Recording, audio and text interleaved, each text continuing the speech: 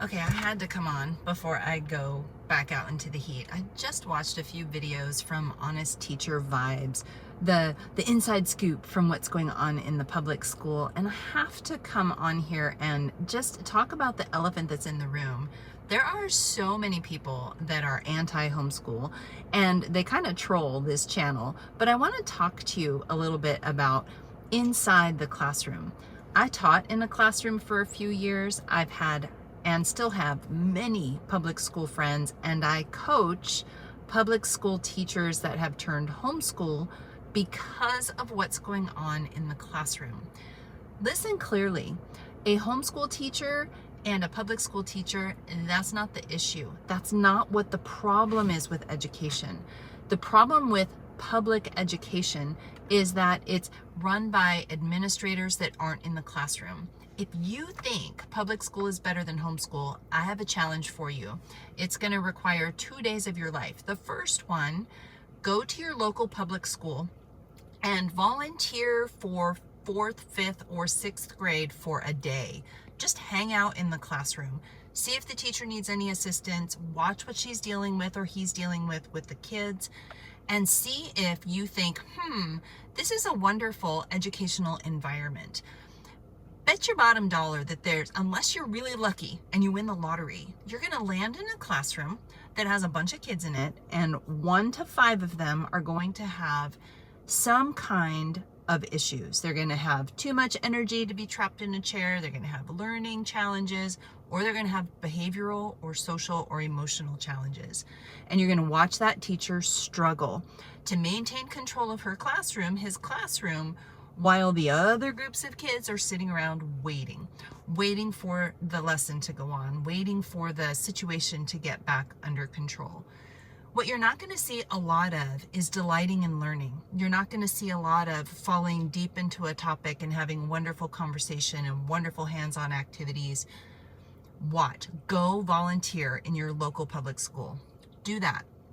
And then reach out and find a wonderful homeschool family near you that would be willing to allow you to come inside and observe them for a day of homeschool, where they go to the beach and they eat a wonderful snack on the beach, and they hunt for treasures, and they find something like a moon snail or a starfish or seashells, and then they go to the library and they look up all the books that they can gather and check out on that thing.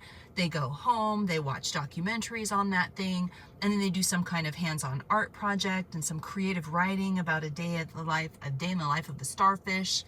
And then they get to tell their next door neighbor about all the fun stuff that they're doing. Then they go volunteer at a nursing home to read some of the picture books to the elderly. And then I want you to sit back and I want you to say, which environment is more conducive to healthy children and a fruitful, thriving educational environment? I know some amazing classroom teachers.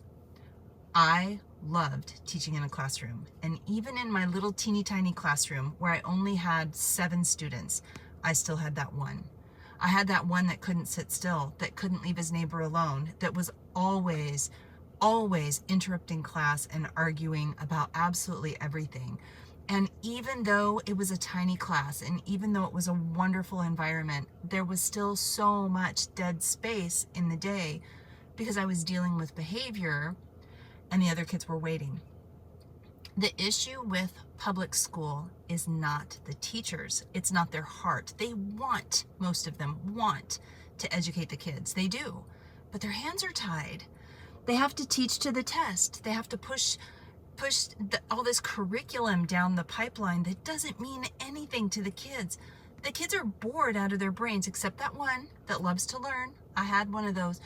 They're bored out of their brains because they're just turning the page and learning the next thing, and nothing is wrapped around their interests, their passions, their talents, and the things that they can see doing in the future.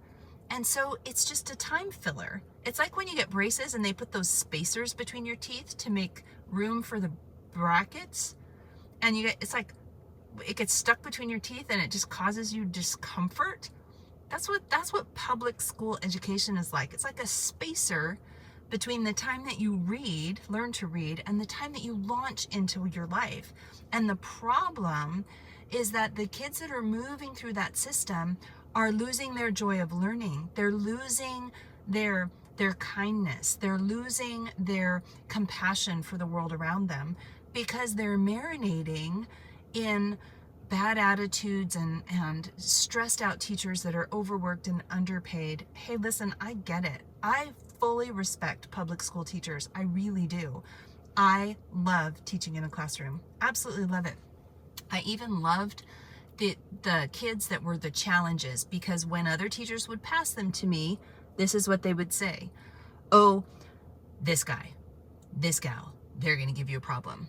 Whoa, I'm so glad they're out of my classroom. And then I would take that child and I would love on them all year long.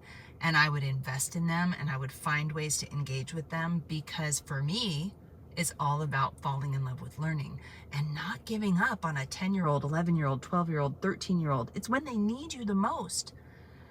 If you haven't seen what's going on in the public school, if you haven't talked to public school teachers, then I believe that you really have no ground to stand on when you're talking about homeschool being this environment that is detrimental to the health and wealth and education of kids. It's just a bunch of malarkey. Homeschoolers that I know, homeschoolers in our family, in our community, the people that we coach are all in. They take their kids, they teach them to read, they teach them to write, they teach them to do their basic math. They teach them to see something that's interesting and ask questions and look for things that they can learn deeper about and find ways to take that knowledge and to apply it in life. And then they talk to kids that are 4 years younger than them, kids that are 12 years older than them, older people, middle-aged people. They don't have any problem having a conversation with somebody just because they're not in the same grade. You actually can't shut them up because they're, guess what we're doing in school? They're just chit-chat, chit-chat, chit-chat. And then they launch into life.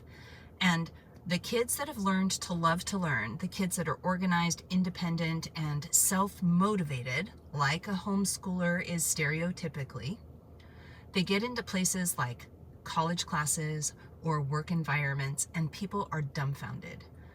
Wow, what a great kid. So engaged, so disciplined, so hardworking, so wonderful to be around. It's just not the same. It's not the same environment for our kids that have to go to public school. I get it. If you are thinking there is no way possible I could teach my kids at home, I'm going to encourage you to take my 3 stages of homeschool masterclass and it's an hour long. And if at the end of that you still believe, hey, this is a bad idea, then make sure that you just go to one of the other 114 million YouTube channels during the day and it's okay. You can do you. But if you catch a vision, if you catch a glimpse of what it could be and how amazing it is to watch your kids delight in learning, to learn, to love the people around them, and to be totally involved in what they're doing with sparkles in their eyes and smiles on their faces. But you get a little confused, like, okay, that sounds good, but I have no idea what to do. The class will tell you what to do next. Public school, if you're a public school teacher, my hat is off to you.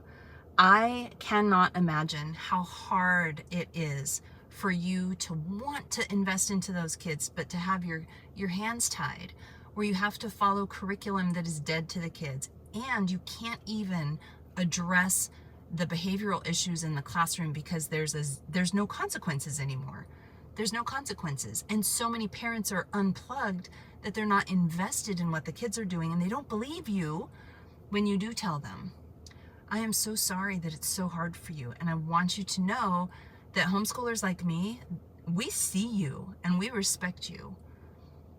We just are holding our kids back because we can see that having a wonderful, fertile environment for our kids to learn is a really, really, really good thing. So that's it. Anyway, Honest Teacher Vibes, thank you. Thank you for your honesty. Thank you for your humor. Thank you for sharing the hard stories. Oh my goodness, I respect you and your fellow teachers so much.